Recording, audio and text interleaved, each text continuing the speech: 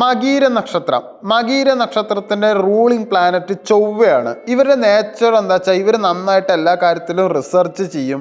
കുറച്ച് ചഞ്ചലമായിട്ടുള്ള മനസ്സാണ്. പോരാത്തതിന് ഇവർക്ക് നല്ല ആകർഷണത്വം എന്തായാലും ഉണ്ട്. ഇവരുടെ സ്ട്രെങ്ത് എന്ന് പറയുന്നത് ഇവരുടെ നോളേജ് തന്നെയാണ്. ഇവർക്ക് നല്ല ബുദ്ധിയുണ്ട്. എപ്പോഴും പുതിയ കാര്യങ്ങൾ പഠിക്കാനുള്ള ഒരു താല്പര്യം ഇവർക്ക് നന്നായിട്ടുണ്ട്. നല്ല ഊർജം ഉള്ളവരും കൂടിയാണ്.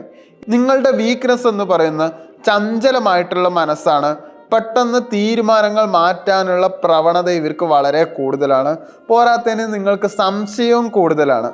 നിങ്ങളുടെ മുഖ്യ സവിശേഷത എന്ന് പറയുന്നത് എപ്പോഴും പുതിയ കാര്യങ്ങൾ തിരയുന്നവരുമാണ്, സ്ഥിരത തേടുന്നവരുമാണ്.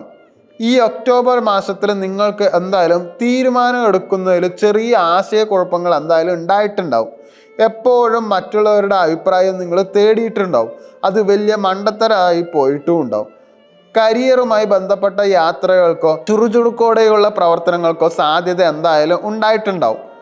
ബിസിനസ്സിലോ ജോലിയിലോ പുതിയ പങ്കാളിത്തത്തെക്കുറിച്ച് ആലോചിച്ചിട്ടും ഉണ്ടാവും. ആരോഗ്യപരമായിട്ട് നോക്കുകയാണെങ്കിൽ മാനസിക സമ്മർദ്ദം കാരണം ഉറക്കമില്ലായ്മ പോലുള്ള പ്രശ്നങ്ങൾ നിങ്ങൾ നേരിട്ടിട്ടുണ്ടാവും.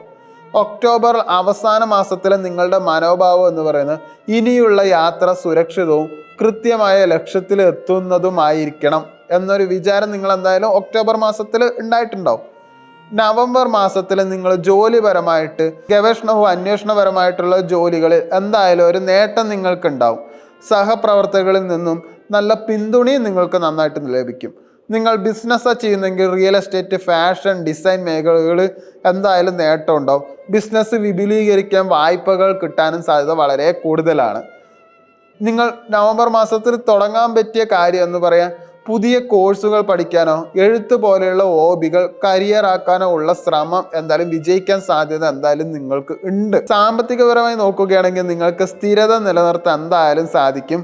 ചിലവുകൾ നിയന്ത്രിക്കേണ്ടത് അത്യാവശ്യമായിട്ടുള്ള കാര്യം. ഒരു സജഷൻ നിങ്ങളുടെ അടുത്ത് പറയുകയാണെങ്കിൽ ഒരു കാര്യത്തിൽ മാത്രം നിങ്ങൾ ശ്രദ്ധ കേന്ദ്രീകരിക്കാൻ ശ്രമിക്കുക. ഇനി നിങ്ങൾ സിംഗിൾ ആണെങ്കിൽ ആകർഷണത്വമുള്ള വ്യക്തികളെ ആകർഷിക്കാൻ സാധ്യത വളരെ കൂടുതലാണ്.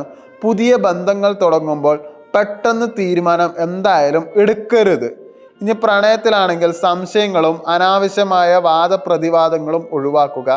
പരസ്പരം കൂടുതൽ വിശ്വസിക്കാൻ ശ്രമിക്കുക. നിങ്ങൾ കല്യാണം കഴിഞ്ഞവരാണെങ്കിൽ ദാമ്പത്യ ജീവിതത്തിൽ ചെറിയ ചെറിയ യാത്രകൾ സന്തോഷം എന്തായാലും നൽകും. പങ്കാളിയുമായി കൂടുതൽ സമയം എന്തായാലും ചെലവഴിക്കുക. നിങ്ങളുടെ അടുത്ത് പറയാനുള്ള വെച്ചാൽ നിങ്ങളുടെ മനസ്സിലെ കാര്യങ്ങൾ പങ്കാളികളോട് തുറന്ന് സംസാരിക്കുന്നതായിരിക്കും നല്ലത്. നിങ്ങളുടെ പേഴ്സണൽ ലൈഫിൽ നിങ്ങൾക്ക് എന്തായാലും ചിന്താശേഷിയും ബുദ്ധിശക്തി എന്തായാലും വർദ്ധിക്കും. പുതിയ അറിവുകൾ നേടാൻ താല്പര്യം കാണിക്കും. അത് പിന്നെ ജന്മസിദ്ധമാണ്.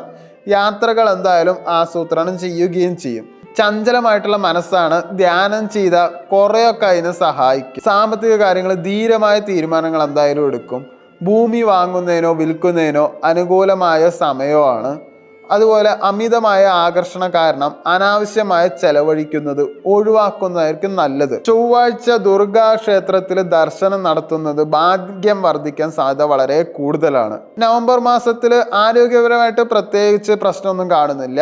എന്നാലും ശ്രദ്ധിക്കേണ്ട തലവേദന, അമിതമായ ചൂട് കാരണം വരുന്ന ബുദ്ധിമുട്ടുകൾ, പേശിവേദന എന്നിവ ശ്രദ്ധിക്കുക. ഉറക്കക്കുറവ് വരാതെ ശ്രദ്ധിക്കുക. മിനിമം 8 മണിക്കൂർ ഉറങ്ങി എന്ന് ഉറപ്പ് വരുത്തേണ്ടതാണ്.